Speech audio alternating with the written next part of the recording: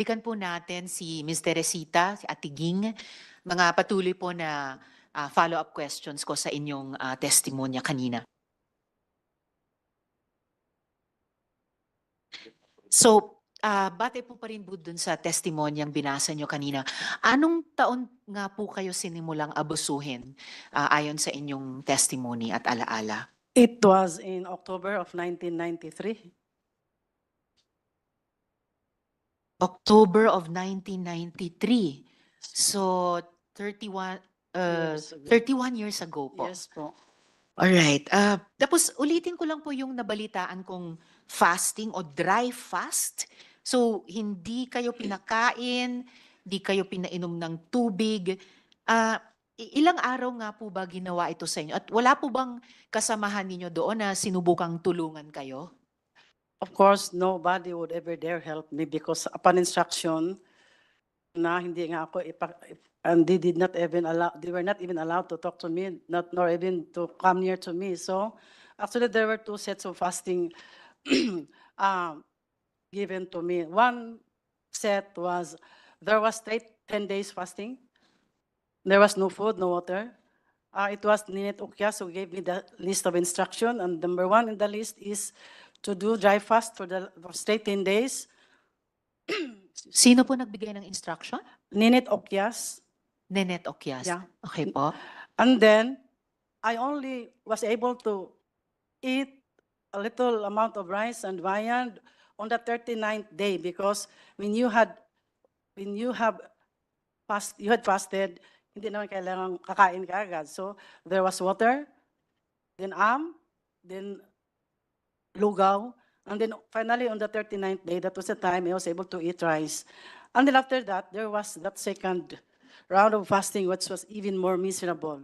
It started on February 6, 1999, and there were other workers also. And that was very miserable because it was like this. We were given 5 days or sometimes 7 days. It was a kind of a series of fasting. The first, second, third days were for dry fasting, meaning you were not allowed to drink, of course, to eat food, dry foods. And on the fourth, sometimes it's water, sometimes it's sometimes it's lugaw.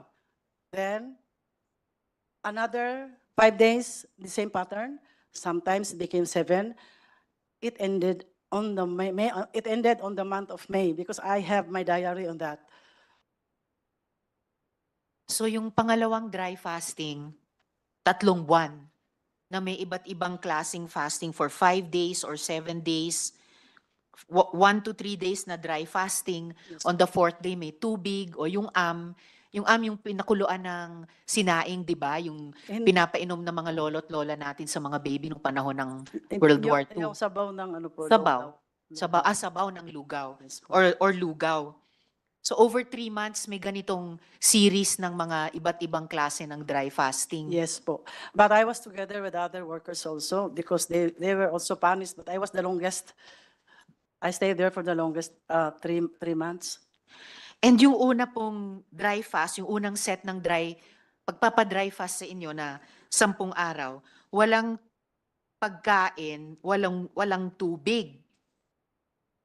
10 araw na walang tubig at 10 araw na walang pagkain? Yes po, that's true. Paano niyo po na-survive yun? I did not even think I would survive Opo. because of course the place was cold.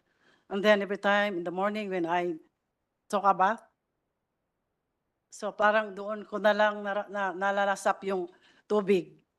Kaya I keep taking a bath 3 times a day. Iniinom nyo na lang yung Halos, hindi ko mainom tubig kasi pampaligo. natatakot ka namang baka masira yung tiyan mo. Parang ganun lang, parang And after 39 days, ganun ulit, pinainom muna kayo ng tubig, ng and then pinakain ng lugaw, and finally, kanin. yes, on the 39th day. But there was a month, I think it was month of December, may kinain na rin ako doon. Kaya lang, again, maybe they were not satisfied with the result. Maybe they wanted me to really slowly kill me. So again, I had another series of fasting that was, as what I have said, it started on February 6th and ended on the month of May. During those 2 times po, yung dalawang set ng dry fasting, yung unang 10 araw at yung pangalawang umabot ng 3 buwan, nakakulong kayo noon or were you restrained in any way? No, I was just there in the mountain, in the prayer mountain, not really kulong, but the place is big naman. So I had to go to the prayer house. I had to pray, I think, 3 times a day, 9 o'clock, 12 o'clock, 4 times a day, 4, and then 6 o'clock in the evening. And kanina sabi nyo dun sa pangalawang set ng dry fasting sa inyo, over 3 months, may ibang workers pa kayong kasama, bagamat hindi sila kasing tagal na pinadry fast tulad ninyo. Bukod dyan sa pagpapadry fast, yung ganyang abuso sa inyo, meron ka bang na-witness na iba pang mga pang-aabuso sa iba pang workers? Yes po. Actually, there were workers who were placed in a closed tent. Parang Bartolina, ang tawag namin doon Bartolina. They were placed in a closed tent. There were even torches placed around because during the evening they would put fire on the torches, and then they put and peed inside the tent, closed tent. And then, of course, they suffered too much heat in daytime and the colds in the evening. But eventually, they managed to escape one by one. But the only one who survived, she was rescued because she was dehydrated already. So the only one who survived, Yes. na-rescue, Yeah, it was Lani Alfaro. dehydrated, si Miss Lani Alfaro. Ano po nangyari dun sa ibang nag-escape dun sa mga tents na yon? Actually, because there were ministers who were also used as their security guards, they were actually helped by the ministers to just escape. So may mga minister din naman na naawa sa kanila at Meron din po. tinulungan silang makatakas. Yes po. Okay. Tapos, Ms. Teresita Atiging, tama po ba na naging subject kayo ng attempted assassination? Ito po ba yung sinabing ginawa ng Angel of Death? Of course, I would really think that way because I was just a mere worker, a civilian. And then why would these people come to my place, bring those firearms? They were there. And if it was only to serve the warrant of arrest for my co-ministers, why would they have a backup car? And I was made to believe that it was really their intention to harass me and to terrorize me in my place. May dala po silang warrant of arrest? Saan Yes. galing po yung warrant na yun? As I have stated, there was actually one minister who had a problem, no? Then he was gunned down in Davao City. Then I actually helped him settled in my place. And then Ito po yung He was- nag-survive ng assassination attempt. survived. Then he was served by that warrant of arrest. And then, because he was in my house, I helped him actually. So nung pumunta yung mga may dalang firearms at may backup vehicle, yung sineserve nilang warrant ay para dun sa nag-survive sa assassination attempt na kinupkup nyo. Yes po, actually para sa kanya. But I was made to believe that ako rin, pwede rin nila akong patayin. Bakit? Because there was one time, because that Alex Camia was with a policeman. Bakit kailangan nila akong parang i-scale sale nila yung opisina ko? Bakit parang tinitingnan nila kung nasaan ako doon? Kung ang gusto lang talaga, if they really wanted the warrant of arrest to be served with that person, why came to my office? For what?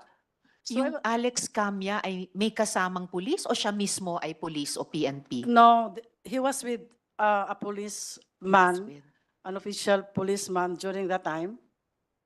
At saka meron din po siyang kasamang siyempre driver. At saka, because I only learned later that there were 2 vehicles actually, but during those times, isa lang ang alam ko. Nung nakausap ko yung backup driver, kasi he is with me now, doon ko lang nalaman na may backup driver, may backup vehicle pala sila. Ngayon, Ms. Teresita Atiging, pioneering member po kayo ng Yes. KOJC. Alam nyo rin po ba yung business model ng fundraising ninyo at paano ito nagsimula? Kasi nabanggit nyo, naging head kayo ng logistics, kayo po nag-organize ng mga caroling, yung mga solicitation. Paano po yun nagsimula at anong alam niyo dun sa kabuuang business model? Yes po, the caroling really had become, or maybe has even until now become, one of the sources of funds in the ministry. In 1988, I was able to join here in Manila, and we were only caroling the cities, within the cities of the NCR. But when I was given the opportunity to lead the fundraising, I made it nationwide. I actually organized the nationwide caroling, Madam Chair. Then what happened? I had every province. I had leaders overseeing 70 to 100 carolers, including adults who would be cooking and washing their clothes. And in the NCR alone, we had, I think, 13 leaders overseeing 20 to 30 members also, do caroling from 8 o'clock in the morning to sometimes 10 o'clock in the evening, going around the cities of Manila, just caroling all the people here in the Metro Manila. Then, because I had a quota of, it started with 10 million until it became 15 million. Of course, they also had a quota. I also gave them the quota to meet my total quota of 15 million. So, sa bawat probinsya, nung ginawa nyo ng nationwide yung caroling, di na lang sa NCR, may isa kayong leader na bawat isa may 17 to 100 carolers. At dito naman sa NCR, kung saan kayo nagsimula, naging 13 leaders na may 20 to 30 members each. So, i-multiply lang po natin. So, sila po yung pinapatawan nyo noon ng quota para mabuo yung 10 to 15 million pesos. Ano po ito? Per day? Per week? No, that's 1 month of 15 per caroling. month. Yep, yes. Per month. And so 14 hours a day sila pwedeng nagka-carol, nag-fundraise 8 a.m. to 10 p.m. Yes po. Ganun po katagal. Alright. Daghang salamat, Ms. Teresita Atiging. Please stay on sa hearing natin dahil yung mga kasama kong senador, mga kauban ko, including our minority leader, may have questions for you. Yes, the minority leader would like to interject now. You have the floor, Senator Sige, Coco.